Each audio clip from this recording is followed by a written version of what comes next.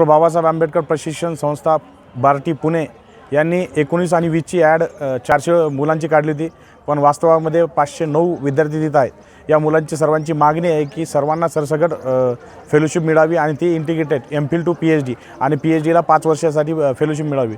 पण बार्टीने 2019ला 200 आणि 2020ला 200 अशी 400 लोकांची ॲड काढली आहे। पण सर्व विद्यार्थ्यांची आणि सर्वांची अशी मागणी आहे की सर्व सरसकट विद्यार्थ्यांना फेलोशिप जर मिळाली तर ते चांगला रिसर्च आणि उत्कृष्ट असं रिसर्च करू शकतात। पण झालं असं की बार्टीचे बाकीचे अधिकारी सांगतात की बाबा फक्त 400 विद्यार्थीच आम्ही देणार आहोत, पण आमची सर्व या न्यूज चॅनलच्या माध्यमातून आम्हाला आमची अशी डिमांड आहे आणि डीजीला अशी मागणी आहे की बाबा तात्काळ 509 विद्यार्थ्यांना सरसकट फेलोशिप देण्यात यावी। जर ही फेलोशिप मिळाली नाही तर आम्ही सम्यक विद्यार्थी आंदोलनाच्या माध्यमातून भव्यदिव्य स्वरूपाचा एक आंदोलन किंवा मोर्चाचं नियोजन करणार आहोत।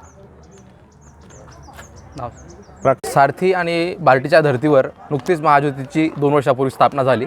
महाज्योती अंतर्गत सारथी आणि बार्टीच्या धर्तीवर एमफिल पीएचडीच्या विद्यार्थ्यांना फेलोशिप देण्यासाठी अध्यक्ष यांची मानसिकता नव्हती, तरी विद्यार्थ्यांनी आंदोलनं करून निवेदनं करून पाठपुरावा करून ती जाहिरात प्रकाशित करण्यास भाग पाडलं। परंतु सारथीच्या तुलनेनं सारथीच्या धर्तीवर महाज्योतीची स्थापना झालेली असून सुद्धा सारथीच्या तुलनेनं जर कुठंतरी महाज्योतीकडे बघितलं तर काहीतरी तुटपुंजी स्वरूपात महाज्योतीच्या विद्यार्थ्यांना मानधन देण्यात येत आहे। आणि एवढंच नव्हे तर यांच्या दिरंगाईमुळं, महाज्योतीच्या शिष्टमंडळाच्या दिरंगाईमुळं महाज्योतीची जाहिरात ही 2 वर्षे लेट झाली आणि एमफिलच्या विद्यार्थ्यांचा कार्यकाळ संपलेला आहे। तरी देखील सुद्धा अद्यापही महाज्योतीच्या एमफिलच्या विद्यार्थ्यांचे किंवा पीएचडीच्या विद्यार्थ्यांचे अवॉर्ड लेटर आलेले नाही आहेत आणि अवॉर्ड लेटर इश्यू झाल्यानंतर पुढे ते फेलोशिप द्यायचं म्हणत आहेत आणि तिचीही अमाऊंट 21,000 फक्त, जी की सारथीला 31,000 रुपये मानसिक मानधन प्लस 5,000 रुपये HRA दिला जाणार आहे। तर या फेलोशिपमध्ये, महाज्योतीच्या फेलोशिपमध्ये HRAचा समावेश नाही। परत पूर्वलक्षी प्रभावाने फेलोशिप देणार नाही असं महाज्योती शिष्टमंडळाचं म्हणणं आहे। तर ही कुठंतरी दडपशाही आहे, हुकुमशाही आहे। ओबीसींवर वारंवार अन्याय होतो। सारथीच्या ज्यावेळेस घोषणा झाली त्याचवेळेस महाज्योती स्थापन होणार असं आव्हान दिलं गेलं होतं, परंतु सारथी स्थापन होऊन वर्ष उलटलं तरी महाज्योतीची स्थापना झालेली नव्हती। तर हे शासनाच्या दिरंगाईमुळं हे लेट झालं, परंतु याचा जो परिणाम आहे तो विद्यार्थ्यांना भोगावा लागतो आहे। तर आमच्या प्रमुख मागण्या ह्याच आहेत की एमफिलला पूर्वलक्षी प्रभावाने 2 वर्षाचं सरसकट मानधन दिलं पाहिजे, जेवढं सारथीला भेटतं तेवढंच, आणि एमफिल टू पीएचडी इंटिग्रेटेड करून मिळावी, एवढं आमचं मागणी आहे। नमस्कार। क्रांतिकारी जय भीम। बार्टीच्या धर्तीवर सारथी आणि महाज्योती या रिसर्च इन्स्टिट्यूटची स्थापना झालेली आहे।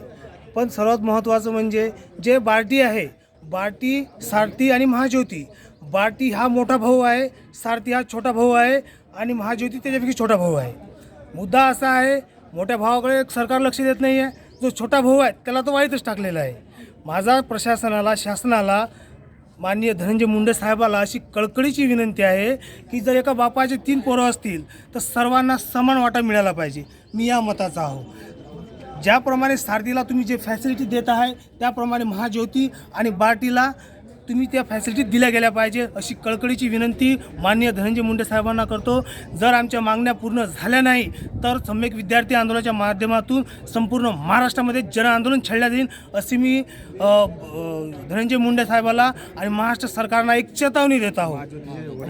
महाज्योतीचे वडंटीवार यांना सुद्धा चेतावणी देत आहो, जर आमच्या विद्यार्थ्याच्या मागण्या पूर्ण होत नसेल तर आम्ही जनआंदोलन उभारू, पूर्ण महाराष्ट्रामध्ये जनजागृती करू, पूर्ण महाराष्ट्रामध्ये निदर्शनं करू आणि आमच्या मागण्या सर्वसामान्य जनतेपुढे आणि सरकारपुढे मांडण्याचा प्रयत्न करू। विजय असो। सम्यक विद्यार्थी आंदोलनाचा विजय असो।